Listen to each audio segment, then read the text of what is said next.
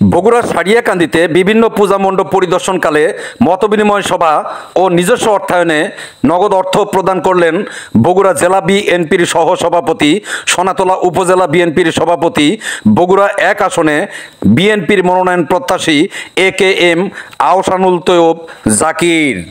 ষষ্ঠী পূজার মধ্য দিয়ে শুরু হয়েছে সনাতন ধর্মাবলম্বীদের সবচেয়ে বড় ধর্মীয় উৎসব শারদীয় দুর্গাপূজা।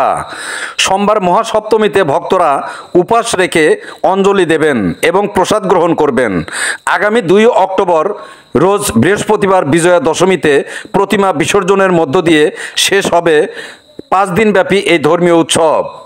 সারিয়াকান্দি উপজেলায় 23টি এবং সোনাতলা উপজেলায় 50টি, মোট 73টি পূজা মণ্ডপে অনুষ্ঠিত হচ্ছে দুর্গাপূজা। দুর্গাপূজা উপলক্ষে 29শে সেপ্টেম্বর রোজ সোমবার সকালে কামালপুর, চন্দনবাইশা, কুতুবপুর সহ সকল ইউনিয়নের বিভিন্ন পূজা মণ্ডপ পরিদর্শন করেন বগুড়া 1 আসনের বিএনপির মনোনয়ন প্রত্যাশী জনাব AKM আহসানুল তৈয়ব জাকির। তিনি পূজা মণ্ডপ উদযাপন কমিটির সঙ্গে মতবিনিময় সহ প্রতিটি পূজা মণ্ডপে নগদ অর্থ প্রদান করেন। অনুষ্ঠানে বিশেষ অতিথি হিসেবে বক্তব্য রাখেন বগুড়া জেলা বিএনপির সহসভাপতি, সারিয়াকান্দি উপজেলা বিএনপির সভাপতি অ্যাডভোকেট নূরে আজম বাবু। বিশেষ অতিথি হিসেবে বক্তব্য রাখেন সারিয়াকান্দি উপজেলা বিএনপির নির্বাচিত সাংগঠনিক সম্পাদক, সাবেক ছাত্রনেতা শ্যামল মাহমুদ। বিশেষ অতিথি হিসেবে আরও বক্তব্য রাখেন উপজেলা বিএনপির সহসভাপতি কাজী জাকির হোসেন বাবলু, সহসভাপতি নাদিরুজ্জামান খান সাঈদ, সহসভাপতি নাইমুল হক লিটন, উপজেলা বিএনপির যুগ্ম সাধারণ সম্পাদক সিরাজুল ইসলাম ফুল, কামালপুর ইউনিয়ন বিএনপির সভাপতি রেজাউল করিম ঠান্ডু, সাধারণ সম্পাদক শাহ আলম, চন্দনবাইশা ইউনিয়ন বিএনপির সভাপতি কুদরতি খোদা চান, কুতুবপুর ইউনিয়ন বিএনপির সভাপতি ডাক্তার মহিদুল ইসলাম, সাধারণ সম্পাদক খয়বর রহমান, বিএনপি নেতা আজম বিন আহসান মিরু, নিয়ার খান সহ আরও অনেকেই। প্রধান অতিথির বক্তব্যে AKM আহসানুল তৈয়ব জাকির তার বক্তব্যে বলেন, জনাব তারেক রহমান আমাদের আপনাদের কাছে পাঠাইছে আপনাদের সঙ্গে দেখা করার জন্য, কথা বলার জন্য, এবং আপনারা আপনাদের এই ধর্মীয় উৎসব নির্বিঘ্নে ভালোভাবে যাতে করতে পারেন আমাদের লোকজনকে সেদিকে সজাগ থাকার নির্দেশ দিয়েছে। সেই অনুপাতে চাঁদ ভাই সহ আমাদের যুবদল, ছাত্রদল, শ্রমিক দল, স্বেচ্ছাসেবক দল যারা রয়েছে তারা কিন্তু সর্বক্ষণ একটা দৃষ্টি রাখছে। তো আপনাদের এই পূজা অর্চনা করতে যদি কখনো সমস্যা মনে হয় যে সমস্যা হতে পারে, আমাদের স্থানীয় নেতৃবৃন্দ এবং প্রশাসন আছে, তাদের সাথে যোগাযোগ করবেন, তাৎক্ষণিকভাবে ব্যবস্থা হবে। কারণ আমরা মনে প্রাণে বিশ্বাস করি ধর্ম যার যার, দেশটা সবার। এই দেশ বাংলাদেশ আমাদের মুসলমানদের যেমন, আপনাদের সনাতন ধর্মেদের তেমন, আপনাদের বৌদ্ধ, খ্রিস্টান, মঠ, সাঁওতাল, চাকমা যারা রয়েছে সবার জন্য সমান অধিকার। সেই সমান অধিকার নিয়ে আমরা বসবাস করতে চাই। যদিও একটি সংগঠন বাংলাদেশ আওয়ামী লীগ ইতিপূর্বে আপনাদের তাদের সম্পদ মনে করত যে হিন্দু সম্প্রদায়ের যারা আছেন তেনাদের এককভাবে তাদের, তাহলে যদি সেটাই হতো তাহলে আজকে আপনাদের মন্দিরের এই অবস্থা কেন? 15টা বছর টানা শেখ হাসিনা ক্ষমতায় ছিল, টানা 15 বছর, এটা চারটিখানি ব্যাপার না। কিন্তু আপনাদের মন্দিরের বেহাল অবস্থা, একটা ছাদ নাই, দরজা নাই, কুকুর বিড়াল একদিক দিয়ে ঢুকবে আর একদিক দিয়ে বের হয়ে যাবে, মন্দিরে আসার রাস্তা নাই। তারা আপনাদের শুধু ব্যবহার করেছে, আপনাদের শুধু ভোট নিয়েছে, কিন্তু আপনাদের ধর্মীয়ভাবে, সামাজিকভাবে কোনোভাবে আপনাদের ভালোবেসে করেনি। আপনাদের যদি ভালো বন্ধু হয় সেটা বিএনপি, সেটা জিয়াউর রহমান, খালেদা জিয়া, তারেক রহমান, সনাতন ধর্ম বলেন, খ্রিস্টান বলেন, বৌদ্ধ বলেন, সবার ভালো বন্ধু। এই কারণে আগে বলা হতো আমরা বাঙালি, কিন্তু আমরা বলি যে না, আমরা বাংলাদেশি।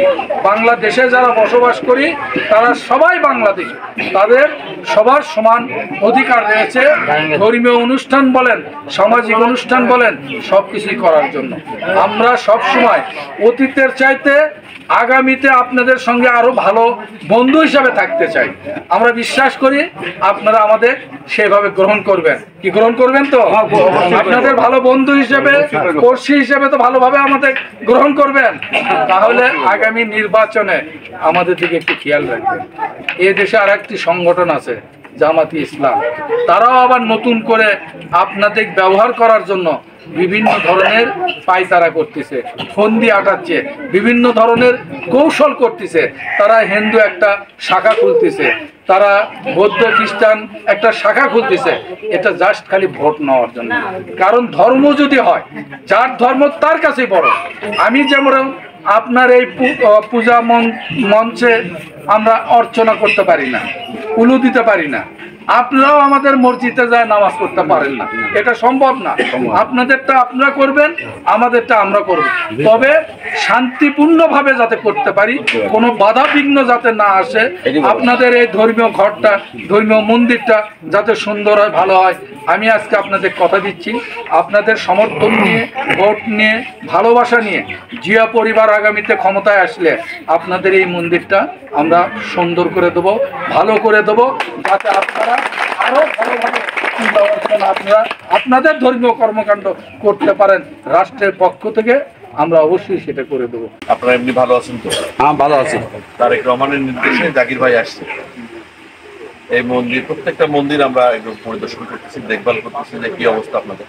আমি অন্য কোনো কথা বলবো না, দুইটা কথা বলবো, সেটা আপনারা যেটা দাবি করলেন। এই যে রাস্তাটা, এই রাস্তা কোথায় যেন কার 10 শতকের জায়গা আছে না একটা, এই রাস্তায় কোথায় যেন কার 10 শতকের জায়গা টেন্ডার হয়ে আছে থানার নিচে, ওইটুকুর জন্যই হচ্ছে না। তবে আমি আমার কাছে সেটা বলছে, আমি কথা বলছি, এটা অচিরেই আপনাদের সমাধান হবে। আর এই যে আপনাদের ব্যাপারে সিরাজগঞ্জের যে ট্রাস্টি আছে ইন্দ্রজিৎ, আপনারা জানেন কি, এই আমাদের উত্তরবঙ্গের এই আপনাদের এই হিন্দু কল্যাণ ট্রাস্টের যে ট্রাস্টি, সে হলো অ্যাডভোকেট ইন্দ্রজিৎ। ও আমার বন্ধু মানুষ, ওর সঙ্গে গত পরশু দিনে আমার কথা হয়েছে যে কোনটা কোনটা মন্দির খারাপ অবস্থা, ওকে একটু জানাতে হচ্ছে। আমি আজকেই রাত্রে আপনাদের এই মন্দিরের কথা বলবো, সরকারি অনুদান ওর মাধ্যমে আসবে, মধ্যে যতটুকুই হোক আপনার সহযোগিতা পাবেন। কিন্তু এই যে আপনাদের সহযোগিতা আমরা করবো, আপনারা করবেন না?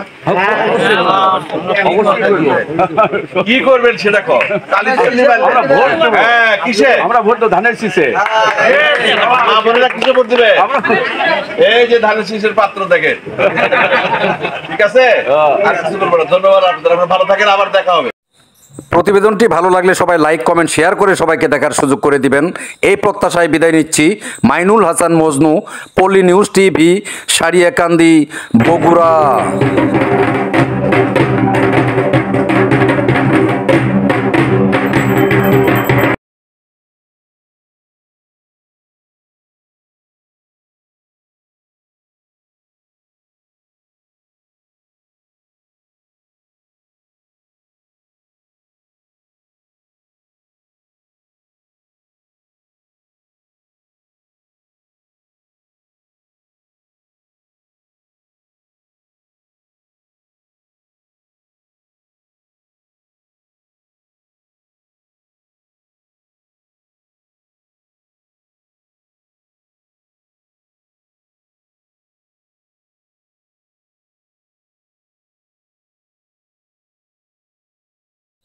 প্রতিবেদনটি ভালো লাগলে সবাই লাইক, কমেন্ট, শেয়ার করে সবাইকে দেখার সুযোগ করে দিবেন। এই প্রত্যাশায় বিদায় নিচ্ছি। মাইনুল হাসান মজনু, পল্লী নিউজ টিভি, সারিয়াকান্দি, বগুড়া।